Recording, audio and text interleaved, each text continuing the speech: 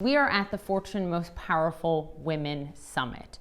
And Michael Cohen from the Trump Organization said that the company employs 57% men and 43% women, but there are more female executives than male within the Trump Organization. How can we see that translate across corporate America so that more women are at the upper echelons? Well, I think it's incredibly important, and I think companies who aren't prioritizing ensuring that women are at all levels within the organization, and this disproportion of men versus women and gender inequality. Anyone who is thinking in those terms and who's not being very proactive to ensure that their company is being thoughtful about the gender mix is simply going to fall behind. So I think it will be a self-selecting thing. I think in 10 years from now, the companies who haven't evolved will not be the companies that they are today. And I think my father recognized this a long time ago. I wouldn't be the person I am today. I wouldn't have the ambition, the drive, the passion, the commitment to what it is that I'm doing, both for the Trump Organization and for my own brand, if he hadn't encouraged me, emboldened me, given me the confidence that I could do whatever it is that I set my mind to accomplish, if I had the vision, the energy, the passion, and the work ethic to match. So I think really leadership is about action.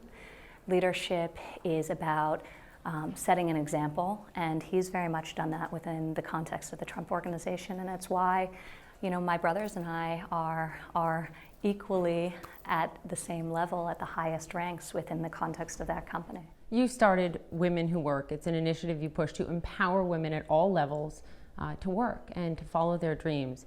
But Pew found that an increasing amount of American women are staying home, from 23% in 1999 to 29% in 2000. And some of that is in part due to rising childcare costs. Yeah. What's your message in this campaign to those women? Well, so my campaign is about the fact that women are working at all aspects of their life. And I think there's this tendency to talk about working woman, the working woman. There's this caricature of what that looks like. We represent 50% of the population. We're all working at different things. We all have different priorities. And those priorities change through the course of their lives. My priorities today, as a mother of two with one on the way, are different from what they were 10 years ago, and likely will be different in 10 years from now. So I really wanted to create a brand that was celebrating the fact that women are multidimensional, that we're all working really hard at architecting the lives that we want to live and lives that are consistent with our personal priorities. And I do think there's this unfortunate and prevailing depiction of the working woman as wearing a black pantsuit and being solely focused on her professional role, and that's just not true. And hopefully I can be a small part of changing the narrative around what it looks like to be a woman who works today. And that's the purpose of the campaign. It's not to tell people they should work or they shouldn't work. Right. It's not to push people in a certain direction. It's to celebrate the fact that we're all figuring it out. We're all working very, very hard. I know, for example, I'm more exhausted on a Monday morning after a weekend home with the kids than I am on a Friday afternoon. And I work really hard during the week. Yeah. So it's really about just enabling and supporting women in architecting this ideal life for themselves. Your father points to you telling him that he has been on the campaign trail, quote, really misunderstood on his views about women. He has said some things about women that have shocked many people. About Carly Fiorina, he said, "Look at that face, would anyone vote for that?" About Megyn Kelly's questioning of him in the first Fox debate, he said, "There was blood coming out of her wherever." Ivanka, what was your reaction to that? Well, I think a lot of the sensationalism around this was orchestrated largely by the media. Look, my father is very blunt, he's very direct. He is not gender specific in his criticism of people and people that he doesn't particularly like, or people that he does like but thinks they're wrong on a particular issue. So, I don't think that he's gender targeted at all. Like I said, I wouldn't be the person I am today. I wouldn't be a high level executive within his organization if he felt that way. So he's always supported and encouraged women, and truthfully, he's proven that over decades through his employment practices, through his hiring practices. What would a President Trump do for women in this country? He'd be amazing for women in this country. He would be incredible for women in this country, and he's starting to articulate his positions. It's not my place to articulate those for him. I'm not part of the campaign. I'm very busy, and he's kept me very busy working alongside my brothers and running the organization now that he's taking this step in terms of his efforts to try and make this country great again, as he says. So, I'll leave policy to him, yeah. But I can speak from my vantage point as a child and also from my vantage point as a colleague and somebody who works for him. He's been an amazing parent. He's given me every opportunity to succeed. He's been loving and supportive. He's pushed me, he's corrected me, he's disciplined me. And I think as a parent now myself, I appreciate how hard that is more than ever before. When I was 15 or 16, I was a little less impressed by how tough he was and how strict he was with us as children. As a parent now, I see just how hard it is to raise children with drive and with passion and with energy, who have a well-set moral compass, and he very much did that for me in his role as a father. And then as an executive, I've seen what an unbelievable leader he is.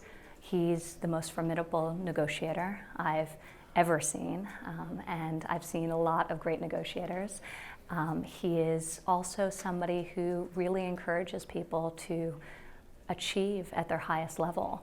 He sets very high goals for everyone who works for him and who works with him, but really he helps them raise the bar for themselves in terms of what they want to accomplish. What are your business goals for Ivanka Trump as a brand, as the business?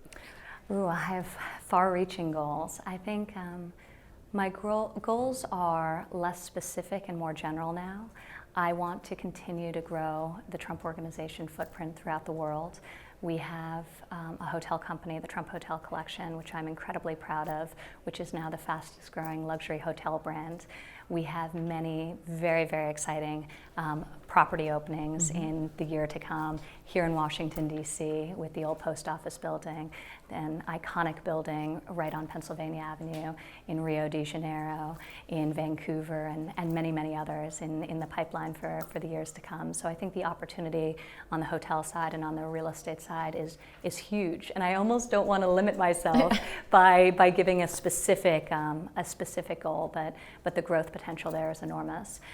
In terms of my own business, I really feel like it's in its infancy and I'm just getting started.